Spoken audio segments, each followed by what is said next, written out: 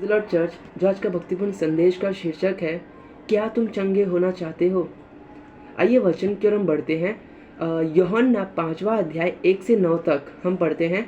और वचन 1 से लेकर 4 में अगर हम देखेंगे कि यीशु मसीह यरूशलेम में आते हैं और वहाँ पर यीशु मसीह का सामना एक 38 साल से पड़े हुए रोगी से होता है और वो बैतसैदा के कुंड के पास बैठा होता है और उसका ये विश्वास होता है कि अगर ये कुंड में अगर मुझे कोई लेकर जाए तो मैं चंगा हो जाऊंगा। और उसकी चंगा और इसी चंगाई के लिए वो 38 साल तक रुका रहता है। और जिसके कारण वो बहुत ही निराश और बहुत ही उदास और अपनी परिस्थितियों में लेकर वो अपने आप में जूझता रहता है, उसे झेलता रहता है।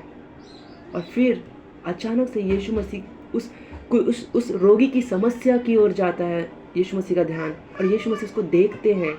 और वचन 6 में यीशु मसीह एक महत्वपूर्ण बात और प्रभावशाली प्रश्न उसके पास जाकर पूछते हैं, और वो बात ये है, क्या तू चंगा होना चाहता है। और मानो यीशु मसीह उसके मरे हुए आशाओं को जगाने के लिए प्रभावशाली बात कहते हैं। और जिस कुंड के पास वो रोगी बैठा है उसका नाम अगर हम देखें तो वो बैतसैदा है, जिसका अर्थ है कृपा का घर। और यीशु मसीह जो परमेश्वर है वो इस कुंड के पास आकर उस रोगी को दिखा रहे हैं कि वो कृपा का घर, वो कृपा मेरे पास है जो मैं तुम्हें दे सकता हूँ।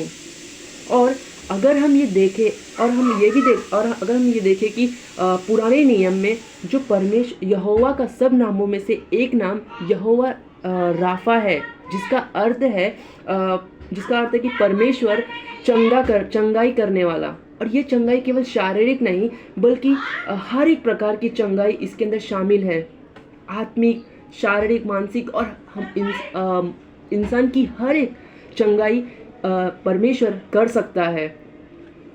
और आगे की हम देख पढ़ते हैं। और क्या तू चंगा होना चाहता है, ये वाक्य उस रोगी के लिए एक शुभ संदेश की आवाज़ है, और ये आवाज़ खुद परमेश्वर लगा रहे हैं। मानो ये आवाज़ क्या तू चंगा होना चाहता है एक समय पर हमारे पास भी पहुंचा था, और हम भी इस रोगी की तरह अपना उद्धार करा लेने में पूरी कोशिश में लगे हुए थे। और जब ये नहीं हो पाता था, जब हम असफल हो जाते थे, अपने आप को नैतिक मनुष्य बनाने में असफल बन जाते थे, तो हम इन सब उद्धार की बातों को इग्नोर करते थे या फिर भूलने की पूरी कोशिश करते थे। लेकिन और इसके विषय में सोचना भी हम पसंद नहीं करते थे। लेकिन एक समय पर ये आवाज़ हमारे पास भी पहुंची थी और हमने उसका प्रत्युत्तर दिया था। आगे की ओर हम बढ़ते हैं। ठीक इसी तरह से अगर हम आगे की ओर पढ़े तो आगे के वचनों में देखें तो वो रोगी यीशु मसीह जो कृपा करने के लिए उसके पास आए थे, और उस पर भरोसा करने के बजाय वो कैसे चंगा होगा वो सारी प्रोसीजर लिस्ट यीशु मसीह के सामने रखता है वो रोगी। लेकिन यीशु मसीह भी उसके सामने वो कैसे चंगा होगा उसके सामने एक आसान तरीका उसके सामने रखते हैं, और वो केवल है विश्वास।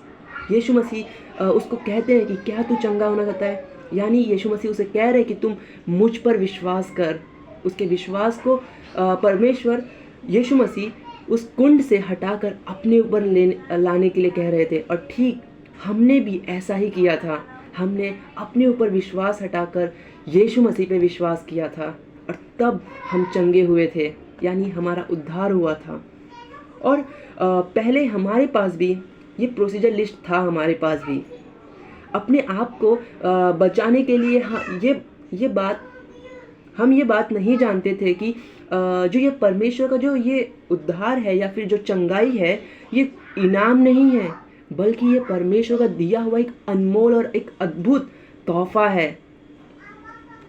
और ये तोहफा इसलिए आज हम निश्चित हैं, और आज हम चंगाई की बार बार अपेक्षा नहीं करते बल्कि इस चंगाई को हम लोगों तक पहुंचाते हैं। और यही अनमोल तोहफा यही अनमोल तोहफा को लोगों को एक समय पर परमेश्वर यीशु मसीह के द्वारा, यीशु मसीह की भौतिक देह के द्वारा पहुँचाए।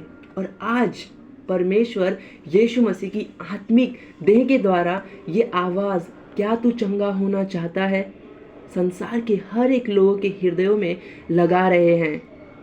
जैसे कि मैंने अपने पहले डिवोशन में मैरी जॉन्स और अर्नेस्ट ओलिवर के विषय में बताया कि वो कैसे परमेश्वर की आवाज़ को लोगों तक पहुंचा रहे हैं। ये उत्तम स्थान और कार्य परमेश्वर ने किसी और को नहीं दिया, बल्कि आपको और हम सबको दिया है जो उसके नाम पे विश्वास करते हैं। तो आइए ये आवाज़ हम परमेश्वर की सामर्थ से लोगों तक पहुंचाएं। आमीन।